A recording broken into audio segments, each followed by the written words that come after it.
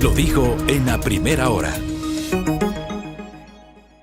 Seguimos, 8 de la mañana con 13 minutos. El gobierno ha confirmado hasta este momento 13 fallecidos producto del movimiento telúrico del último fin de semana. El presidente Lasso hablaba de que no es un sismo, sino un terremoto. Al menos esa es la categoría con la cual el gobierno ha estimado el movimiento telúrico del sábado por la magnitud y los efectos devastadores, fundamentalmente en las provincias de El Oro y Azuay. También hubo afectación en Guayas, también en Cañar y en Loja. Pero en el caso de Azuay, de los 13 fallecidos, 11 en El Oro, 2 en el caso de Azuay. Queremos conocer con el gobernador Matías Abad, a quien le quiero agradecer por la gentileza de atendernos telemáticamente esta mañana. Señor gobernador, bienvenido, buen día. Le saluda Fabricio Vela desde el informativo a primera hora de Radio Sonorama aquí en Quito. ¿Cómo amanece hoy Cuenca? ¿Cómo está Azuay 3 días después del terremoto del último sábado? Bienvenido, gobernador. Buenos días, Fabricio. Gracias por la invitación. En efecto, desde el día sábado a las 2 de la tarde hemos estado ya activados con el COE provincial, en primera instancia liderados por el señor vicepresidente y alrededor de las 7 de la noche por el propio señor presidente que se desplazó a la ciudad de Cuenca. El primer balance que tenemos al corte de ayer en la noche, como usted acaba de señalar, penosamente 2 fallecidos, tenemos 34 heridos, 15 de los cuales ya están dados de alta.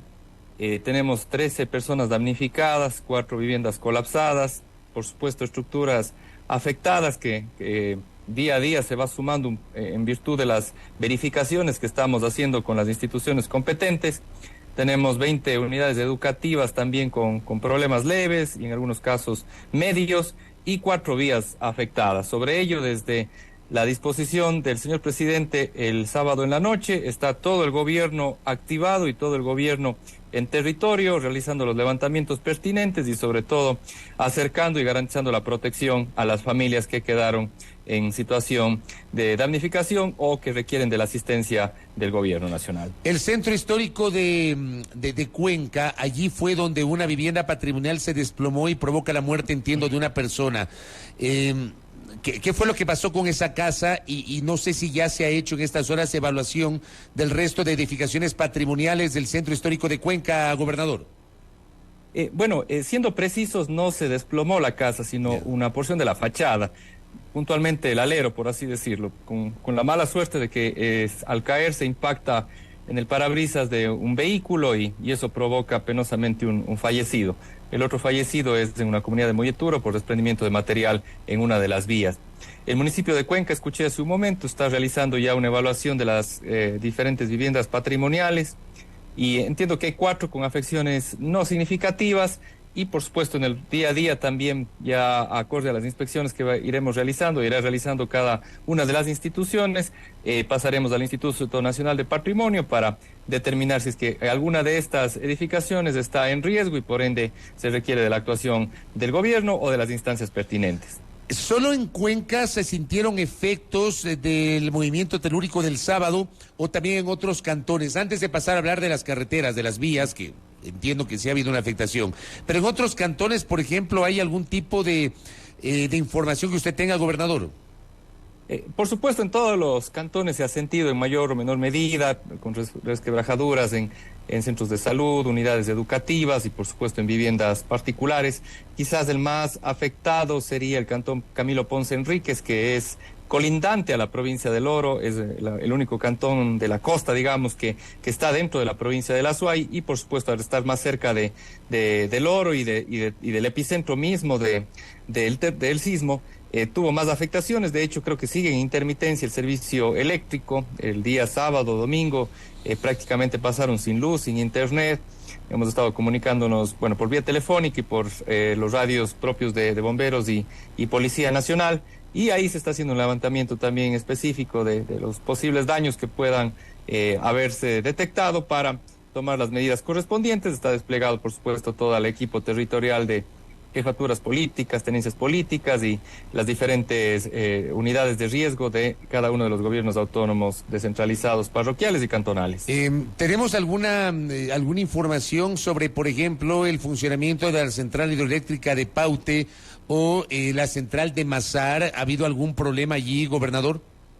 todas las hidroeléctricas están funcionando normalmente sin ningún riesgo, más allá de cualquier tema puntual del propio sismo, pero no hemos tenido, digamos, daños estructurales. El señor presidente justamente el día sábado, entre las principales evaluaciones, solicitó a CELEC, Centro Sur y a todo el conjunto de organizaciones que están en el tema eléctrico un reporte al respecto, pero no hemos tenido daños y la generación de energía está normal. Por supuesto, en algunos cantones y en sectores de la ciudad se dieron algunos daños en transformadores, pero poco a poco se han ido reparando y en este momento creo que, salvo en Ponce Enríquez, el resto de la provincia está con el servicio eléctrico fluyendo con normalidad. ¿Qué pasa con la red vial, con las carreteras, por ejemplo? Entiendo que había una afectación en la cuenca Molleturo, El Empalme, Naranjal. ¿Cómo está esa carretera, gobernador?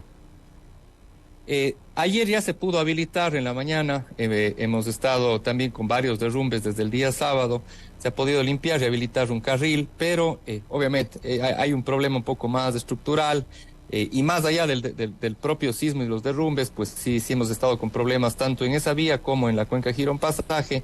Y más bien lo que se ha indicado por parte de la Secretaría de Comunicación es que el presidente, con base a los informes que entiendo están terminando de levantarlos hasta el mediodía, se declarará la emergencia vial en la provincia de La Suay, puntualmente para atender la vía que nos conecta a la ciudad de Guayaquil, a la provincia de Guayas, y también la vía que nos permite conectarnos con la provincia del Oro y Machala. ¿Qué implicará esa declaratoria de emergencia vial en Azuay, gobernador? Bueno, primero que se comprometa el recurso y se genere celeridad para la contratación. Esos son dos temas que es importante en este momento. Si bien ya teníamos comprometido un presupuesto importante para estos 2 años de gobierno del señor presidente, el tener este alcance o esta declaratoria de emergencia nos va a permitir que esos fondos se puedan canalizar más rápido, ¿no? Por toda la celeridad que un estado de emergencia genera y sin duda pues dar una solución más oportuna para ambas vías que, como digo, han estado más allá de los últimos derrumbes con problemas constantes. ¿Cómo está la asignación de recursos para la municipalidad de Cuenca, para las otras municipalidades de la provincia y para la propia prefectura? Le hago esta pregunta porque hace minutos hablamos con el alcalde de Machala, Darío Macas, y él nos decía que como medida emergente le habían pedido al gobierno y que hay un compromiso del Ministerio de Economía y Finanzas de igualarse en, me parece, $8 millones que corresponden a transferencias. ¿Cómo están las transferencias y los recursos entregados a los gobiernos locales de Azuay, gobernador? Me parece que únicamente está pendiente un mes de los fondos que se asignan por equidad territorial. Entiendo que IVAs y el resto de asignaciones han fluido normalmente, pero más bien me parece razonable que se dé prioridad o demos prioridad a las provincias que en este momento, a través de sus diferentes gobiernos autónomos descentralizados, requieren de flujo de caja y de liquidez para poder atender las emergencias más inmediatas y de esa manera, pues más bien pedir a las instancias correspondientes un poco más de celeridad, especialmente por la necesidad que tenemos algunas provincias que hemos sido las más afectadas. ¿Las actividades hoy en Azuay serán normales a nivel del sector público, del sector privado, el sector bancario, el sector comercial, el sistema educativo? ¿Qué se prevé para hoy, para esta semana, gobernador Abad?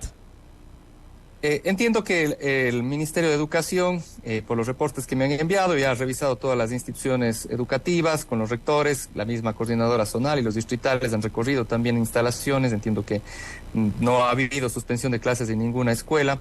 Las universidades públicas y privadas más bien han pedido que no se tenga clase el día de hoy hasta hacer una evaluación de las estructuras. Finalmente son edificios más altos que requerirán de alguna valoración previa.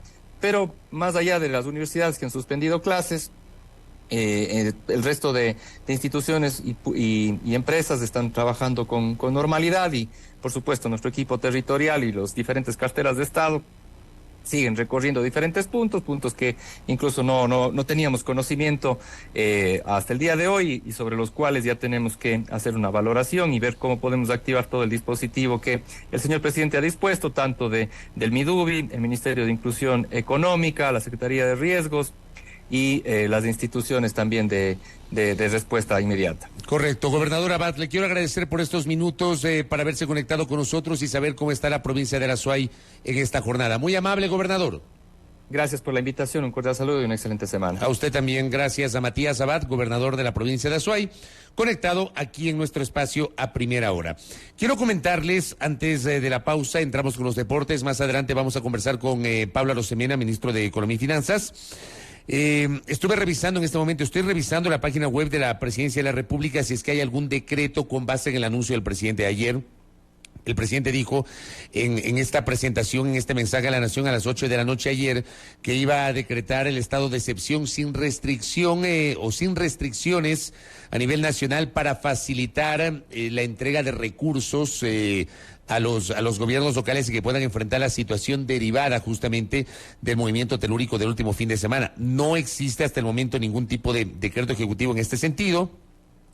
Sí me acabo de encontrar con un decreto ejecutivo en el sentido de que esto fue emitido este fin de semana. Se modifica la restricción a la libertad de tránsito correspondiente al estado de excepción declarado mediante decreto ejecutivo 681 y tiene que ver con Esmeraldas. Dice: la restricción de la libertad de tránsito correspondiente al estado de excepción será únicamente en los cantones de San Lorenzo, Río Verde y Eloy Alfaro de la provincia de Esmeraldas, desde las 23 horas hasta las 5 de la mañana todos los días a partir de la expedición de este decreto ejecutivo.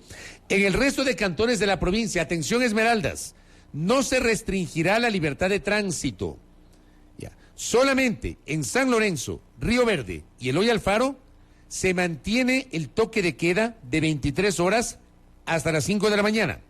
En el resto de cantones de la provincia de Esmeraldas, incluyendo Esmeraldas, Atacames, Muisne, no habrá restricción a la libertad de tránsito.